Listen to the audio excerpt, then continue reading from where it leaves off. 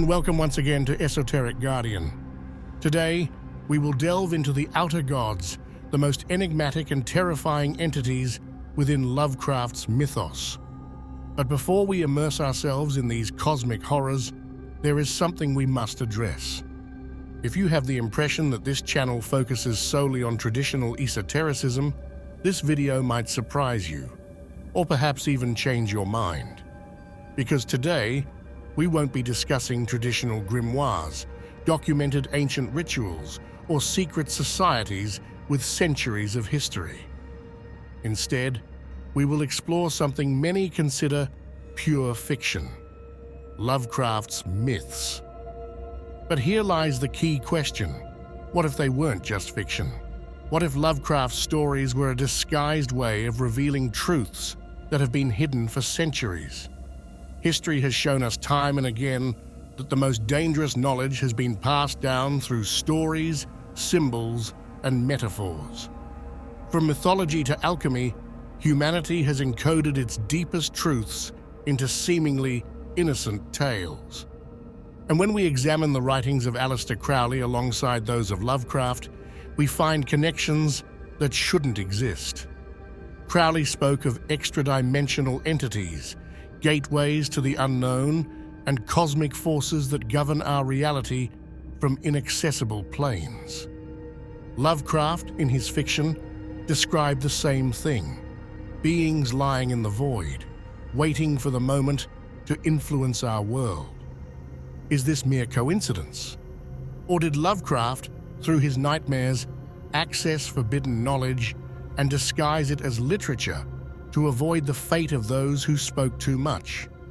Throughout this video, we will explore the possibility that the outer gods are not merely inventions, but fragments of a hidden truth that some have managed to glimpse. Let us step into the horrors of the outer gods and uncover what lies behind the veil. The outer gods, or other gods, are the most powerful group within Lovecraft's mythos, despite being the smallest in number. They are not deities in the traditional sense, but rather primordial forces that exist beyond any human comprehension, governing reality in ways that defy all concepts of space, time, and causality. These entities wield inconceivable power, remaining utterly indifferent to humanity and any notion of morality. They do not seek worship, they have no interest in human affairs, and, perhaps most terrifying of all, they do not even seem to perceive us. Their mere presence corrupts the mind and unravels the very fabric of reality, driving those who attempt to understand them into madness. What sets them apart from the great old ones is their absolute nature and connection to pure chaos. While beings like Cthulhu slumber in hidden places on Earth and can be conceptualized within our limited understanding, the outer gods exist in unreachable planes, in parallel dimensions, in the darkness between the stars, and within the most concealed recesses of the cosmos. They are the puppet masters behind everything, the unknowable forces that shape existence without intention or purpose. Throughout history, certain cults have attempted to contact them, invoke them, or understand their true nature, but no human has ever survived with their sanity intact after direct contact. Some esoteric texts have been linked to their existence, and there are those who believe that certain individuals throughout history have received visions of these beings, embedding fragments of forbidden knowledge into their writings. And this is where things become truly unsettling. Aleister Crowley, the most influential occultist of the 20th century, claimed to have contacted extra-dimensional entities, describing them as presences foreign to our reality, beings that existed outside of time and could be summoned through specific rituals. When analyzed in detail, his descriptions are strikingly similar to Lovecraft's outer gods. So the inevitable question arises: did Lovecraft simply imagine them in his nightmares, or did he, in some way, glimpse a truth that very few have managed to see. The greater outer gods represent the most unfathomable aspects of the cosmos in Lovecraft's mythology.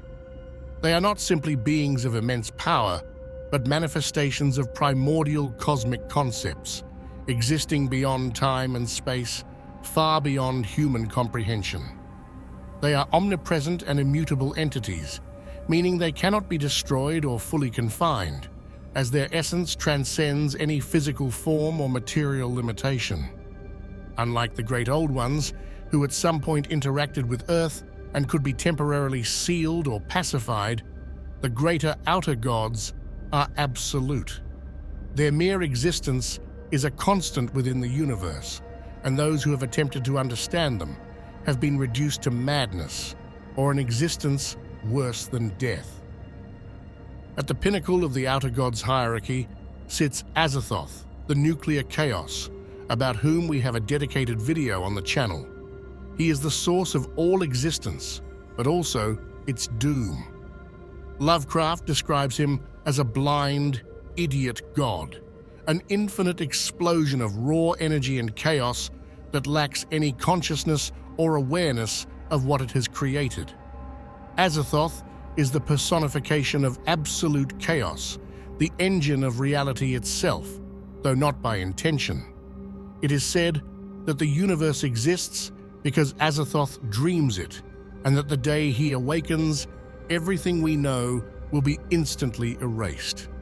This god is surrounded by a court of formless flautists and amorphous beings who play unintelligible melodies in his cosmic court, ensuring that he remains asleep. These beings do not worship him. They seem to fulfill a purely mechanical function, maintaining existence in its fragile balance. Despite his immeasurable power, Azathoth does not act, does not decide, and has no purpose. He is a mindless god, a primordial chaos that simply exists. And yet, his influence is present in every corner of the universe.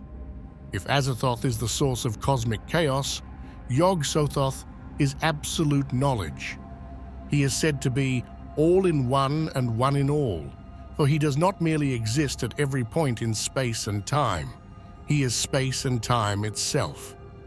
Unlike Azathoth, Yog-Sothoth is neither asleep nor indifferent, but his knowledge is a danger in itself. Those who manage to contact him receive visions and wisdom beyond imagination, but always at a cost. His presence in Lovecraft's stories suggests that absolute knowledge is a double-edged sword. Humanity is not prepared to comprehend it, and those who attempt to do so are destroyed, either mentally or physically. Some occult sects seek to invoke Yog-Sothoth in the hope of achieving enlightenment and gaining control over time and space. However, those who succeed rarely survive with their humanity intact. His existence is so vast and incomprehensible that simply perceiving him in his entirety can shatter the human mind. He cannot be sealed or exiled because he does not exist at a single point in reality. His essence extends across all dimensions. He is the threshold of all existence, the key that connects worlds and realities. Now let's move on to Nyarlathotep.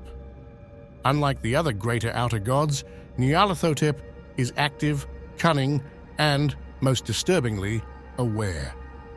While Azathoth and Yog-Sothoth are impersonal primordial forces, Nyarlathotep interacts directly with humanity, manipulating it through his infinite number of avatars. He is known as the Crawling Chaos because instead of manifesting as an inconceivable being, he prefers to take human or monstrous forms to deceive, corrupt, and spread madness across the earth. Unlike his kin, he seems to enjoy human suffering and the destruction of civilizations.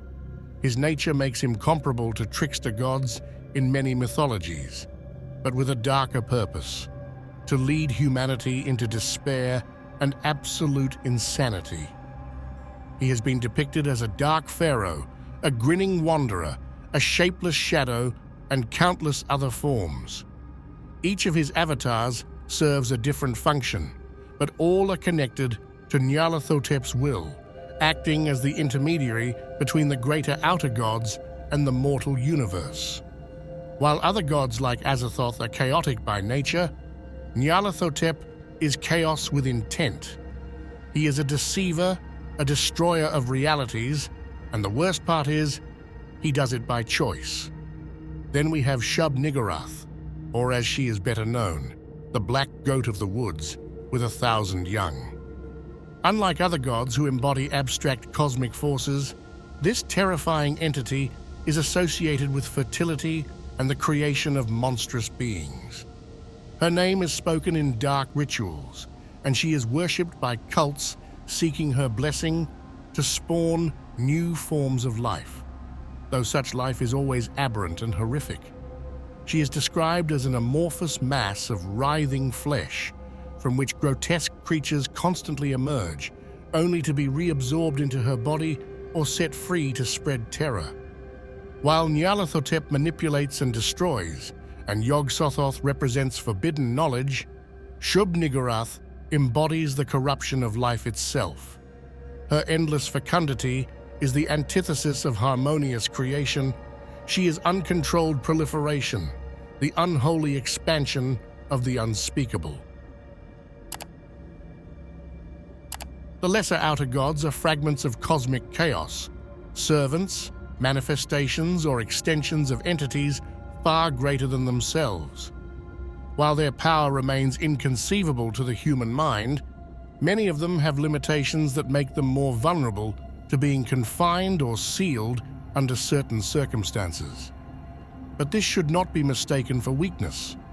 Their mere existence is an affront to reality, and those who have perceived them have paid the price with their sanity. Abhoth, the father of corruption, is an amorphous mass of ever-decaying matter. Its very essence is degeneration itself, the source of horrid creatures that emerge from its body without purpose or control. Some have described it as an inexhaustible wellspring of deformity, a pit of flesh and pestilence that never ceases to spawn horrors. It does not seek to dominate or destroy, for it simply exists, exuding corruption wherever it lingers. Those who have attempted to approach it have been consumed by its influence, dissolving into a state of eternal decay. Within Azathoth's court, where reality collapses in an endless dance of absolute chaos, there exists a presence that burns without being consumed. Tulsha, the green flame. A spectral fire of unknown origin, flickering within the void, invoked in the most blasphemous rituals. Its light does not illuminate. It poisons the mind with visions of what should never be. It is said that some cultists have been touched by its essence and returned as shadows of themselves, muttering senseless words, their eyes vacant, as if they had seen something no mind was ever meant to comprehend. But not all lesser outer gods are free. Azathoth, known as the Sealed God, was imprisoned on Mars eons ago, confined by forces no one fully understands. It is an anomaly among its kind, for its imprisonment proves that, in rare instances, there are limits even for these beings. The question is, who sealed it away, and how much longer can it remain contained? Some believe its prison is imperfect, that its essence continues to seep through the fabric of reality, waiting for the moment to break free and annihilate everything in its path. And at the heart of everything, within the unfathomable court of Azathoth, dwell the flutists of Azathoth, shapeless, mindless entities whose sole purpose is to play an aberrant, discordant melody that keeps the nuclear chaos asleep. They are not gods in the traditional sense, but their existence is crucial to the stability of the universe.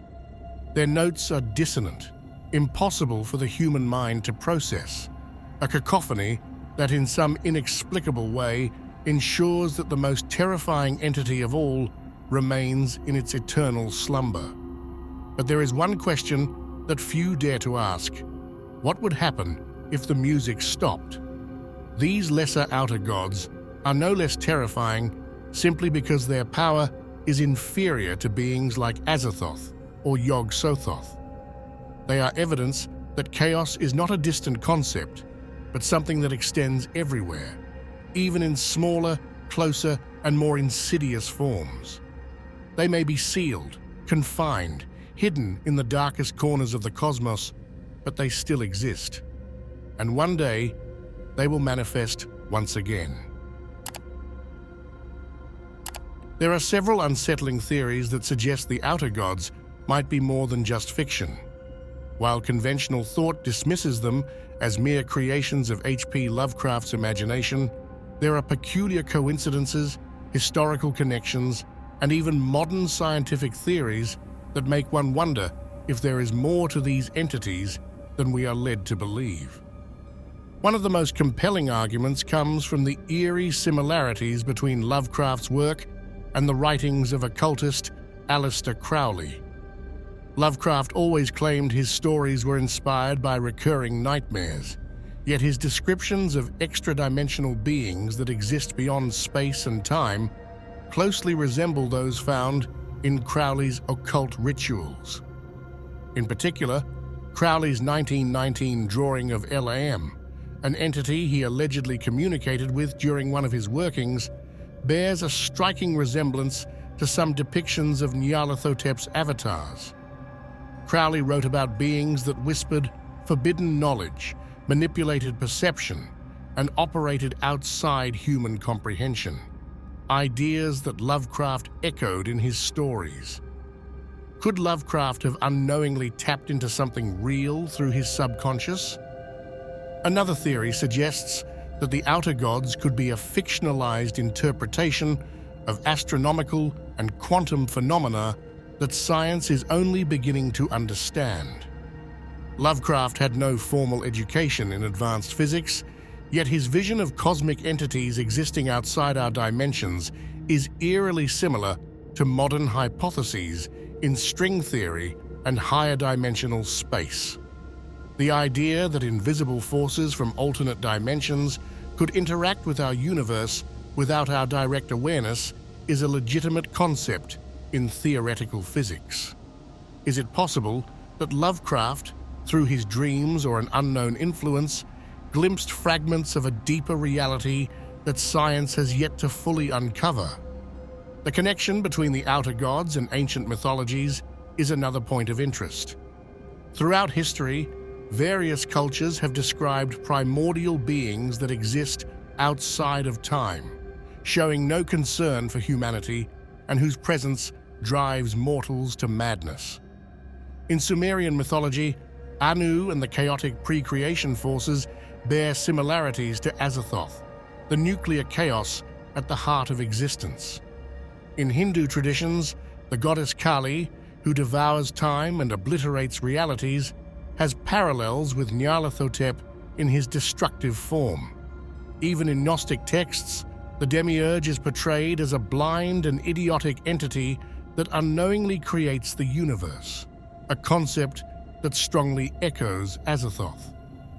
Could these ancient deities be fragmented descriptions of the same entities that Lovecraft later fictionalized? There are also astrophysical anomalies that some have speculated could be related to the presence of unknown forces. The discovery of immense cosmic voids, such as the Bhuta's Void, a vast region of space almost entirely devoid of matter, has led to speculation about whether incomprehensible entities might influence the fabric of reality in ways beyond human understanding. The idea that certain areas of the universe might be dead zones, where something unnatural has left its mark, eerily aligns with Lovecraft's depiction of the outer gods, beings that exist beyond time, lurking in the cosmic abyss, unseen, yet omnipresent. The idea of the outer gods forces us to confront an unsettling truth. that the universe may be far vaster, more chaotic, and more indifferent than our minds can comprehend. We like to believe that we are at the center of existence, that reality follows understandable rules, and that if we search hard enough, we can find answers. But if Lovecraft, through his nightmares, glimpsed a hidden truth, then perhaps we were never meant to know it. Throughout history, the most dangerous secrets have been disguised as myths, stories, and allegories. Could Lovecraft's tales be one of these cases? Or do they simply reflect an ancestral fear that has always lurked in the collective unconscious? Perhaps we will never know for certain. But if the occult and esotericism have taught us anything, it is that truth is rarely revealed directly. It is always hidden, waiting to be uncovered by those willing to look beyond the veil. If you're interested in diving deeper into esoteric knowledge, occult wisdom, and the forbidden truths that humanity has tried to forget, make sure to subscribe to the channel. We will continue exploring the hidden mysteries that few dare to confront. See you in the next video.